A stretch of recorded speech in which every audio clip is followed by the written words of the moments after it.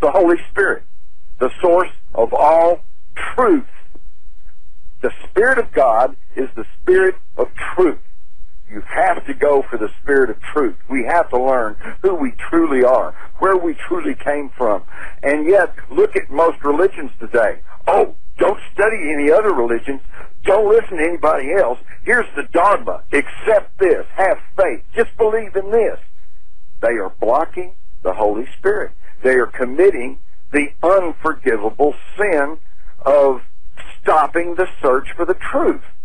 You, me, William, everybody listening to this program, we're opening our minds. We're trying to find out what's true. We're trying to find out what's really going on. We are working in the Holy Spirit, the Spirit of God's truth. Now, I hate to sound like a Baptist preacher, but, man, there it is. To me, it's just so clear. You know, you question everything, but don't stand in the way of the Holy Spirit, the ones they call evil and say we're pagans and blasphemers and everything. And yet, I might add, just in the most popular Christian thing that appeared in recent years was The Passion of the Christ. And I watched that film, as difficult an experience as it was for someone who really has a genuine love of Christ. And I never saw in it the words, "Father, forgive them, for they know not what they do." They left that out. And therefore, the Passion of the Christ was a monstrous blasphemy, because that is the message from the cross. That is the message that raises the human spirit. It is next to the message of the resurrection itself. It is the single most important message that Christ left for us, and they left it out, because without it, you can come into contact with all of the darkness, the hate, the prejudice that lies down in the depths of your own soul. And so I thought to myself, the demon has done this, and the demon rules the millions.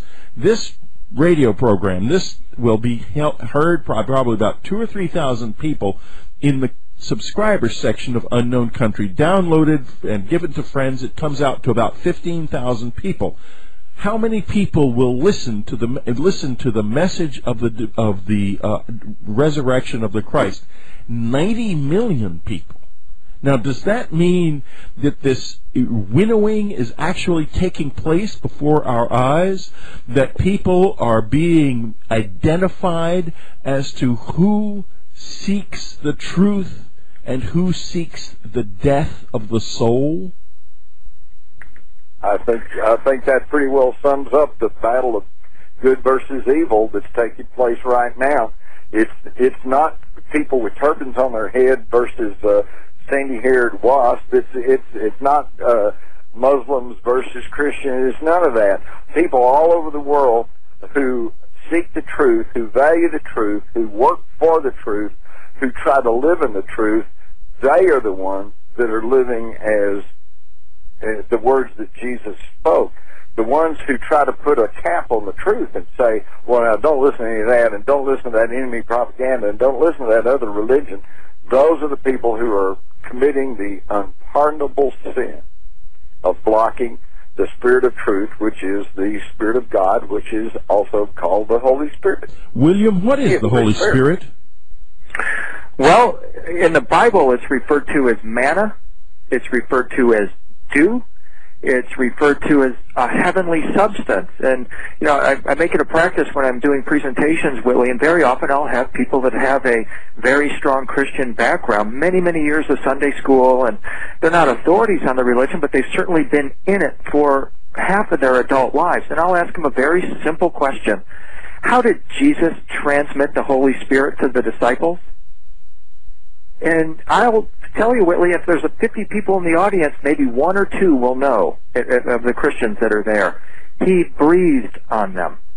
And the question that is never asked and certainly never taught in Christian circles is, what did he breathe on them? And it's when we go back into the ancient world and we look at, for example, the mystic Pharaoh Akhenaten, who breathed upon his daughter and breathed into her eyes and breathed into her nostrils the breath of life. we're talking about a very ancient science of whereby the individual learns to attune themselves with the highest vibrations coming from the source, which we are suggesting here could be the center of our Milky Way galaxy. The Holy Spirit is a transmittable substance that one has to learn to attune themselves with, and when that happens, they become what the Gnostic Christians in the 13th and 14th century called illumined ones. And this was a title that was ascribed in particular to Mary Magdalene. She was given the gift of the Holy Spirit, and as a consequence, she was given the title the Illumined One, the Illuminator. And the text describe her as literally giving off the glow ray of God. Now, you have preachers all the time on TV talking about the glow ray of God. You're in God's glow ray.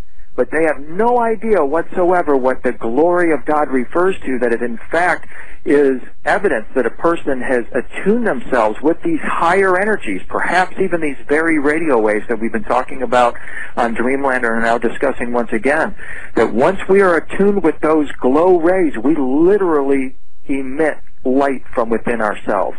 And that's why that years ago when the New Age movement kind of got started, and I kept hearing people talk to me about the higher frequencies, okay?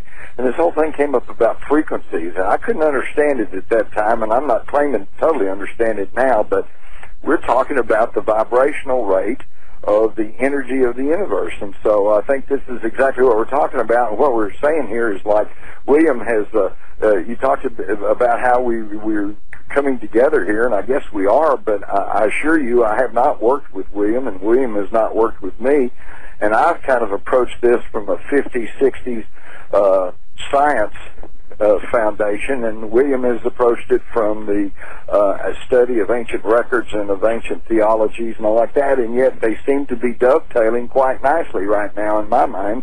What about you, William? Oh, I totally agree, Jim. And, you know, as you mentioned earlier, you know, what this time appears to be all about right now is capturing an essence, a vibration that comes from the heavens that was referred to in ancient times as manna, dew, the Holy Spirit. And once this vibration, the Holy Spirit, comes upon the planet, it uplifts all who understand how to embody it. And when you've got a religious and political authority on the planet that is seeking to withhold that knowledge from you, you have to ask, why are they doing it? As Jim mentioned, it's power and control. But I don't know, I just am getting the sense that this is going to be just an awesome wave of energy that's about to pour over the planet, and it's going to cause a major blossoming, I feel, of millions of people, some possibly spontaneously, but there's going to be many, many others that are right now on this path of learning how to make or to operate this flower of life that our soul inhabits that we call the human body. William, you mentioned something in Dreamland about the pineal gland and what we need to do with or to the pineal gland. Could you elaborate on that? Certainly. When you look at numerous examples of ancient art, they will show a goddess, for example, Mari, who's standing in front of a tower that is topped by a pine cone-shaped object. It looks like a rocket on a silo. But what it really is it's our pineal gland sitting right dead center in our brain. And what we're beginning to learn and understand, like as did the alchemists and some of the mystics of the past, that pineal gland can be stimulated by various substances. And when it is stimulated, it becomes what is called the philosopher's stone. And primarily what the philosopher's stone is the pineal gland's ability to remove the interval of time in between a thought and an action. That is the philosopher's stone, so that ultimately what it means is that you think a thought and the actions are the same. Presently, I think the thought of picking up the cell phone that's on the table in front of me, and it takes a moment for me to reach out and pick it up.